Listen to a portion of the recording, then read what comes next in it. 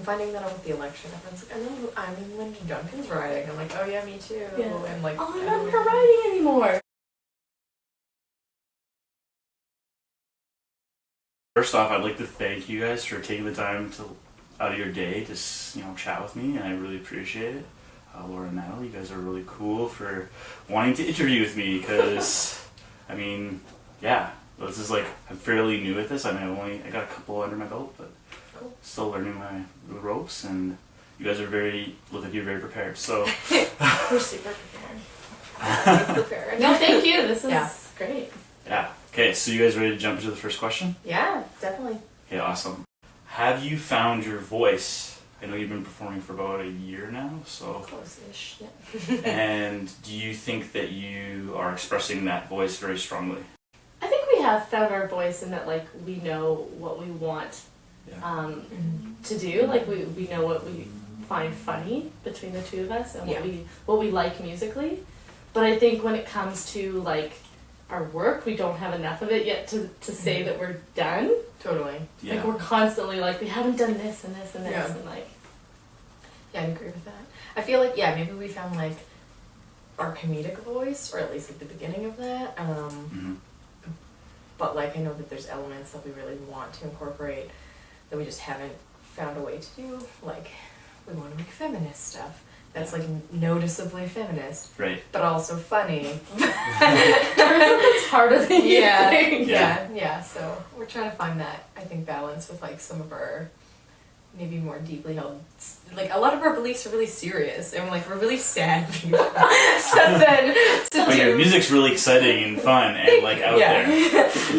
And it's like that, there's definitely that part of us, and then how do we bring the other part of us into that kind of fun space, I guess? Yeah. And can that How do we happen? bring sadness into this a bit Do more? we bring sadness into the joy that we try to make? Yeah. Well, and I mean, and I think talking about the serious issues is a way to do that, right? Like, I've said this before to other people, but I find that every joke is like a half-truth, and I'm sure that's like a really big cliche to everyone, but I think it's true, because you'll find that you can talk about things with people that you wouldn't normally be able to if you weren't bringing it up in comedy. What do you find most challenging about being yourselves and being out there and authentic? I think maybe it's that, because we're kind of not fully music, so, like, we don't fully fit in that scene, or maybe we don't feel like we do yet. And then in comedy, we're, like, not that common either. Like, when we go to a comedy night, it doesn't feel, it's not like we're watching a whole bunch of versions of us up on stage at all. So, Yeah, I think that's a big challenge, like, just trying to fit in. Yeah. Mind you, we don't want to in a lot of ways, but at the same time you all. get to a space and you're just like, we want to be like all the others. Yeah. Yeah. So, I think, maybe it's just a little hard to, like, go 100% like, where we want to go sometimes, because it's like, should we wear those 80s prom dresses? And I'm like, oh, the crowd's not laughing at literally anything. Maybe not tonight, so, that's kind of the... Yeah, so you kind of make it up as you go, right? Yeah. And you hope that people will sort of, I don't know, maybe they'll, like, see that you're being yourselves and what you're doing is like the truest version of what you could put out there. We hope so. Yeah, totally. Yeah, because I think everything we do, we, like, inherently just want to do. Like, we haven't come up with any formulas of how to appease the masses yet. At all. Like, we're just like, oh, this would be hilarious to us. Great, we'll just do that. And then we're like, oh yeah, I guess there's people there too. Hopefully they like it. Well, that's actually an interesting point, because I hate to, like, do this, because, like, it's like, oh, you're like this, you're like that, but, like, have you guys heard any of Childish Gambino's stuff? Donald Glover? Yeah. Okay, so he has this little bit he did. I love him, so like I'm constantly thinking about him for some reason. But he has this bit, he talks about how sometimes he'll play his music in his own car for himself. Yeah. Because he really enjoys it. Nice. And he, like, tells the story of, like, this girl came with him on a date or something, and then she gets in the car and she's like, what are you listening to? It's really cool. And she's like, wait a second, you're listening to yourself. He's like, but I should be allowed to listen to my own music. I enjoy it. So like what you're saying, well, like you go up there and you perform for yourselves. Like I think that's totally valid. We also, like, every night listen to our own music over and over. That's all I listen to. Yeah. It's like a mix of whale sounds and us. We just call each other, we fall asleep to the sound of our own voices singing to each other. No. But for reals, I do, like, we do have our own pictures up. That's one thing. It's like a shrine of yourself? Not quite. Oh, that would be so good. Where? What? Like, you have a picture of us. And oh, yeah, of course. Like, if I got professional prints of, like, our band photos, I would for sure, like, frame them in my house. Because I like them. I visually am like, that's so funny that I did that. Okay, so jumping off that point in a sort of different direction, what do you do and how do you avoid yourself getting into, like, a performance shtick and mode? Right. What do you mean by performance shtick? Like, you get up there and you're like, okay, we're going to do this song, and then we're going to do this song, and we're going to do this in the middle, and we're going to have this joke in between that song and that song, and then we're going to look at each other and do this, like, choreographed moves, things like that. For us, like, we've tried that. We've tried being like, let's try doing this joke, and every time we try and put something in, it's so it bad. never works, and then bad. suddenly something completely unexpected happens, and we're like, that worked. Yeah. But we can never do it again, which is the frustrating thing about structuring our stuff. Yeah. Like, we can say we're going to do these songs in this order, but, like, we've kind of come to the point now, and we're still very new, but, like, we've come to the point now where we're like, let's just see what happens between these two songs. Yeah. Or let's introduce this song the way that we feel like it at the time. Yeah. When it happens. That's awesome. So. Yeah, and I think the only, like shticks we think of, or, like, right before we go on, one of us will be like, hey, I'm just thinking about, I can't even think of an example. But it'll be like, oh, I'm just thinking of how we only have 10 seconds of banter. Do you mind if I just mention that? Yeah, that's great, right? And so, like, that would be our plan, Right. but, like, that's the only plan we have, I guess. And we will plan, like, the order of songs, but that's for, like, I think just performance ease, so we, like, know Don't what go we're gonna crazy. do. Yeah. It doesn't help us set the settings correctly, No. though. They always are set wrong. We always set them so wrong. So every show, you basically have to, like, do a little song and dance while you're changing your stuff. Yeah, That's funny. And I think also because we're new at it and are performing in spaces that there's not that much music, like a 10-minute set at a comedy show. So weird, because you just are like, oh, just a second. Like, you skitter up there to have a keyboard that you have to set Everything falls over. Everything falls over. You're on a space that's like literally 4 of these chairs, and you're like, okay, we're ready. And people are like, oh, you're playing music? Okay. Right. So every time it's just like, you just gotta go with it. Yeah.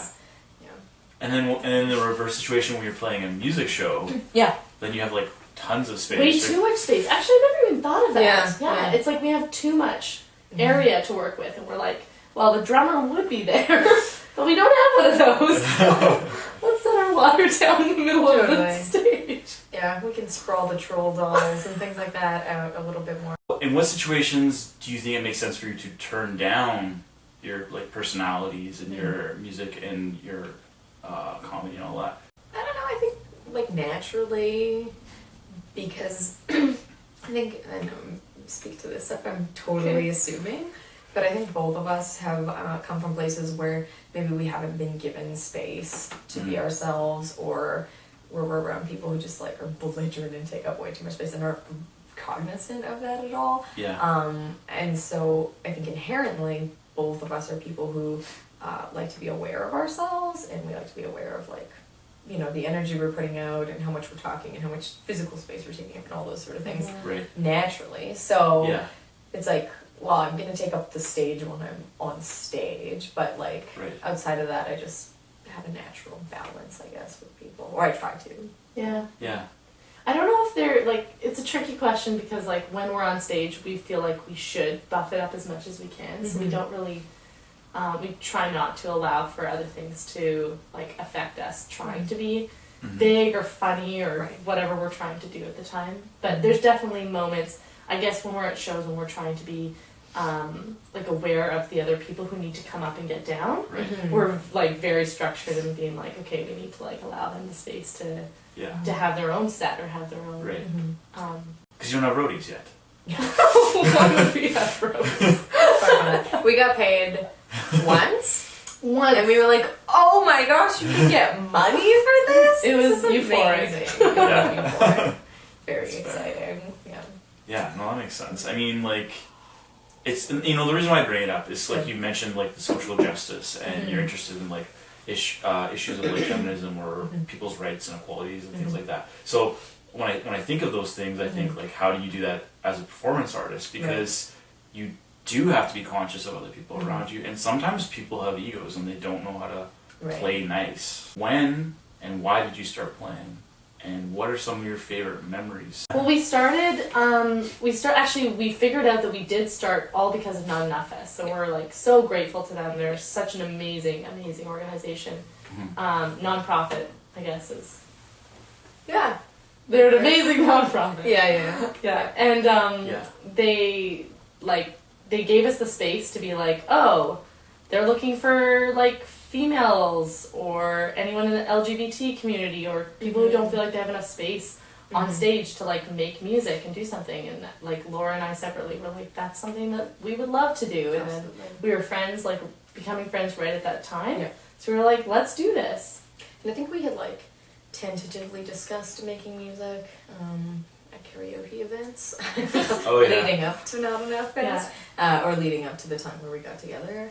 Yeah. And then once we had Not Enough Fest as like that kind of driving force, let's just do that. Cool. Having that like end goal of like something ahead of us to do was so instrumental in our in exactly what we created, because I don't think it would have happened if it was any other way. And a deadline, right? Like they literally are like, this is the date of the festival, so you have to be ready, whatever ready means. And it was good. So it was good to have like a hard deadline, but with like soft expectations. Well, that was the other thing too. They were so accepting and like inclusive into like whatever you wanted to do, and like I never like felt the pressure that we had to become something that that would stick, or something that that had to be within rigid guidelines. Because actually, when you look at the music or comedy scene, it's like you have to do this, come to this show and do this. And Not Enough Fest was like, no, like we're gonna give you a spot. We want to give you this spot. Do whatever you want to, and we'll support it. So it's sort of like an open mic, or like a situation where you are creating art, and you're like, okay, you have this block of time to create the art and present it and just make it happen. Way better than an open mic though, because there's so many amazing people shouting at you. You can do this, and you're gonna be awesome. So it's kind of like an open mic with guidelines, like to make the space inclusive, and with like 200 people watching you. Right. So it's really exhilarating because I'm like, okay, I've never done this before. There's my fans. You have to like a free-form set of fans. Yeah, exactly. That's awesome. So any other like fun experiences like since the foundation of the band, or is it like is like the formation's like really like your origin story is your favorite part? Oh right, it's you asked for our favorite moments too. Yeah. That's a tough question.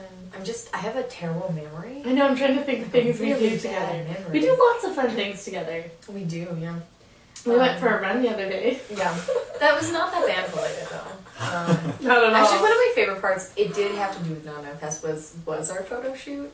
We got to do a photo shoot. It inspired one of our favorite and most well-known songs. That's true, actually. And it was like a very good building block.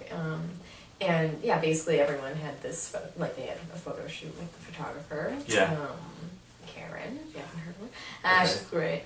But, so we did, usually she took about an hour with bands. Us, it was a couple hours, and we took a lot of settings into account and had like a lot of lighting and a lot of costumes, and it was great. It was so really fun time. And I think that was when I was like, this is like the first thing I've like really committed to that I feel very authentic in. So I really liked it. Do you get nervous before a performance? And how do you handle mistakes during these performances? What was it we were saying about nerves? Well, I don't get a little bit nervous before a performance. I try not to drink anything because I know that I'll get all extra nervous and boozy. I don't know. Boozy. That's a new song. Fully formed. That's it. That's the whole song. Boozy. On repeat. But no, so I know like I get a little bit nervous before. But then once we're up there, do you feel nervous? No. Yeah. Yeah, when we're on stage, I think that it kind of washes away. Yep. I do like internally remind myself that like Laura's there with me and that it's gonna be fun. Yeah. I mean, there's definitely the one-off shows where I'm just like, but most of the time yeah. I'm almost less nervous to play, more nervous to set up my gear. Yeah, because people are watching you and you don't get to like tell them why you're doing what you're doing or. And like we're brand new to that, to gear, right? Because we practice acoustically, and so we don't have to plug in all sorts of devices and things. So. Yeah, so you don't have as much practice with it. No, not that at can all. be really intimidating too at a show, like looking like you know what you're doing. Yeah. When you don't know what you're doing in that one aspect, which is plugging in your piano or your guitar. And that's all we have. So. Yeah, and you're like, okay, did I plug it in? Did I turn it on? Is it set to the right? Yeah. Is it right side up? Yeah. Those kinds of things. Backwards. Yeah. Am I in the right room? Are we really playing this show tonight? Sorry, folks. Who are some of your favorite musicians and artists and people of that nature? Wow, we don't have a lot in common that we like find really inspire spacemen specifically, but like when we get together, we really both like appreciate and like to listen to Alanis Morissette. Yeah. Right. And who is the feminist singer-songwriter? Nellie McKay. Nellie McKay. I'll have to look at her She's great. She has a TED Talk, weird, of like just her performing. Okay. I guess that's not weird, but that's like the only time That's how you when I found found out. her. Yeah. Okay. And she like does these really like croony ukulele songs that are hilarious. Okay. And usually about stuff like feminism or politics and things like that. Cool. And they're very funny. She's really cynical. She like can't really be bothered. Love that. Yeah. So I think we're quite inspired by people like her. Right. And actually same with Alanis. She Yeah. just kind of got jaded and said like, fuck it one day. Right. The best album ever. So yeah, I think artists like that kind of inspire us to be like, yeah, we can just do what we want. Right. And Yeah. be who we want. It's totally okay. When do you think it's a good idea to recreate yourselves? I think we're constantly. I think it's always good to reestablish and reinvent. I think that we're doing it all the time. Yeah. And then if we weren't, then we wouldn't be as happy and having as much fun. Totally. It's not about like changing our name or that kind of thing. Yeah. But we're constantly like, we're this, we're that. Let's be this. Let's do a different thing. And Right. like that's like the whole excitement of the entire thing. So Absolutely. Yeah. And I think being okay with change and like not, I don't know, maybe not holding ourselves, I don't know, you know when like a band is like, we're this, we're straight edge and we're nothing else, and like, we'll never not be straight edge, and then suddenly they're not, and everyone's out, it's massive hypocrite, or Yeah. like they're so hypocritical. I can't say that word right. Hypocrite. I stumble on words too. Hypocrite. It happens. Hypocritical. But you know, they appear really hypocritical to like their fans or their communities or whatever.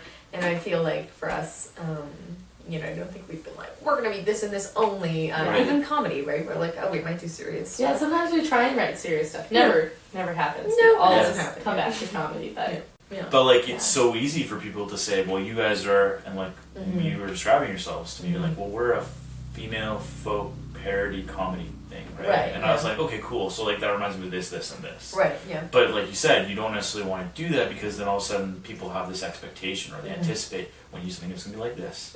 And like the examples I think of are, I'm really bad on, I don't know why, I'm thinking of Mumford and Sons for some reason right now. Like they like released this album and then it was like deviated slightly and there was like anarchy in the streets about it, and it's like, whoa, like they're allowed to like change what they're doing. Like they don't have to constantly make this folky stuff all the time. that's what mainstream culture is about right now. It's something that I think, well, I hate. I think we both hate it. And it's just like, why would you label yourself as one thing? Because that's what kills creativity, and it's what absolutely. Makes things less fun. Why is being part of a duo or group valuable to you? I have so many pros. I know, the pros just way outweigh the cons. Yeah, okay. Yeah. It's like pros, cons. It's so much fun. Like, I've created art like by myself before, music or what have you, and there's like a beauty in that, and like a really great solstice. Is that the right word? Solstice? Not solstice. You mean like when you're by synergy? yourself. Salamander. No, there's a Solitude. Solitude. Yeah. Maybe that's the Oh, word. okay, yeah. There's a great solitude about it, but like being in a duo, like being able to talk to someone and laugh with them as you're making something is just so fun. Oh my gosh, Yeah. it's so much better. Yeah, I love it. For me, I think I'm a person, I create really well when I'm pushed. Yeah. I don't when I'm not. Right. Example, like visual art. I always wanted to do art. Always wanted to make art, be an artist. Yeah. And the only time I was ever successful or tried was like art class grade 12. That was the only art class I ever took. And I was really good at it, but I wasn't really good before, and I haven't been really good after. But I was really good at it when someone was giving me like a vague direction. And so I think being in a duo, I have like that vague direction. Yeah, we like, push each other. yeah, we definitely. do. Where it's like, hey, we're supposed to have practice, and it's like, yeah, okay, I can do this, right? There's someone else holding me accountable that I would be letting down, I think, if I just suddenly was like, oh, I don't know how to music, right? Like, it wouldn't. The funnest thing too is like you create a song and like one of you's excited about it, and then you realize the other person's just as excited about that idea. Yeah. And it's just so great to feel that, because then you're like, wow, this is legitimate. Because sometimes you can make something and be like, I think this is like okay or good maybe. Yeah. But when you're with someone else, you're just like, this is good and we should play it. Totally. And like we still definitely second guess ourselves, but it's nice to know that at least we both enjoy what we're doing and think it's good Right. in some capacity. It's Yeah, so well, validating. Yeah, and it's like, I think a reminder that you guys said was, you always have one fan, Yeah. right? You always have each other to be like, I support this. Yeah. I like what you're doing. Yeah. So it's like you said, validating, Yeah. which is super cool. And I think we got to a point where, like, we played a show that the crowd was just not really having it. They weren't having anything. They were just like, they showed up to a comedy show, I think all accidentally. They were like, oh, where am I? And I was like, you paid for this, it's called a comedy. Anyway, so we go, and if I was alone, I would have been very nervous. I'm like, oh my gosh, like, this is terrible, very awkward. Yeah. But because we were up there on stage together, it didn't bother me. I was, literally crickets, just crickets out there. And I was like, hilarious! We get up and we're like, ah. Yeah. So, to have someone kind of even have each other's energy, I think, is really helpful. Because it's like, if the crowd won't give you anything, at least we have each other. Yeah. Yeah. Do you guys ever buck the established order thing? Within what context? Oh, awesome. Okay, let's do both. Okay, so inside the context of your art, and then in the context of your lives. Let's start with our lives, because I think they play into what we do together. Cool. For sure. We both sort of work in fields that take us to places where we have to fight against the order, Absolutely. the norm. Yeah. And I think that we both are passionate about fighting against that. Yeah. Right. And when we come together, that's why we want to be more political, and Yeah. that's why we see the humor in the dark sides of Yeah. life, I think, too. Because, like, my work is with at-risk youth, and so, like, there's so much dark humor with that community, like with the youth themselves, where, their lives have had so much trauma that, like, why not laugh about it? Yeah. Otherwise, it's really terrible to think about. And so, I think for me, like, I've gotten a lot of, maybe a lot of that dry humor kind of from that and from that passion I've had. And then also, my daily life is to try and change said establishments. Cool. Okay, so from a professional, musical, comedic perspective. I guess just by doing whatever we want to. By saying, like, fuck what other people are going to think is funny. Yeah. Like, if we think it's funny just to caw on stage for 5 minutes, we're going to do that. Totally. Yeah. And we have some ideas that, like, I really hope we do pick up. It's just, like, stuff that maybe like borders not on comedy, just on like weird Performance art. The Performance conceptual stuff. Yeah. Yeah. I think we're both really drawn to that because it's more about like, what are people going to think about this than like, are people going to laugh at this? Right. Totally. Yeah. Well, I mean, you and I kind of chatted about that, Natalie, at one point about like doing conceptual art or doing performance stuff. And okay, so I was gonna try not really hard not to talk about this the whole interview, but I feel like I have to talk about it a little bit. It's like playing tag in urban centers, where it's like you're Yes, totally like yes. challenging things, right? Absolutely. Yeah. When you play tag in a residential setting where they have video cameras set up, it's Yeah. interesting to see how the established norm is being Yeah. fought against there. Absolutely. Yeah. No, but for sure, I think that Manhattan is a great example because I think it's all about just different perspectives of the world and about you know, this like maybe banal existence that people see where they're like, Yeah. oh, just Edmonton again, whatever. And I'm like, no, it's really fun. Like, Yeah. sit in a tree somewhere and like observe For in 1 the hour. urban setting. Yeah, you know, sit in the forest amongst other people who actually live in the forest or whatever, or sit in a hallway of a hotel. It's just go where you need to for this hour, right? And hang around homeless people and knives and needles and stuff. Like that was really sketchy, but it happened. No, absolutely. and it's interesting because it's a very different context where it's like, well, doing that, I'm not going to understand what it is to be homeless, but I'm also going to understand, you know, that space a little more, right? Or I'm that not, someone actually lives there. that someone like, you know, I'm going to recognize someone actually lives there. We are at the very last question. Ooh. Wow. Are you guys ready for it? Yes. What is your biggest hope for the future right now? So many. It's like so many. We're so excited. That's why I saved it to the end. Yeah. What was our big thing that we were... Because we have lots of things, but we have one thing that we were like, let's do that. Recording. Yeah, that's the one. Well, that is the one. I can't remember it. Yeah, we want to record. We'd love to record our songs and make an album at some point. Yeah. Yeah, because right now we've played a lot of shows and we have like a photo series and we've now done an interview, but we have no recording. You know, it's so funny. We're like, come to our show. It's just like pick weird pictures of us and like a couple tweets from months ago. Absolutely. We're like, what are you going to be doing? You'll see. That's awesome. More than posing. Yeah. I think that's our main exciting thing that we really want to do. Yeah. We have lots of plans and hopes though. Like, Mm-hmm. and you know, all sorts of things. All sorts of artsy. I feel like we're like a couple. We have so many hopes. and dreams. Oh my goodness, the future for us. We're redoing our blinds. Yeah. Gotta get that new couch set. Taupe, only taupe. Yeah, no, but I think like, you know, we maybe want to do some video stuff. We want to definitely write more songs. Yeah. We want to work with other people in Edmonton too, like hugely. So There's so many talented artists that we like haven't had a chance to engage with, and we want to play with them. Yeah. So you're excited about what I'm doing.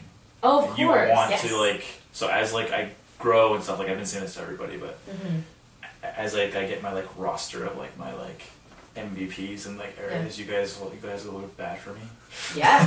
We hope that someone watches this and is like, oh, we should like get in contact with them and like see if they have any ideas or tell them our ideas. And Awesome. Yeah, that would be so collaboration amazing. is so, and I hope that like comes across, but Yes. collaboration is so important to me, and I think that Edmund has such potential for, sound like a broken record, but has such potential for cool things to happen in it, It and does. just there's like all these little niches of like arts and like obviously other areas of like life too, but obviously I care about the arts, so that's what I talk about.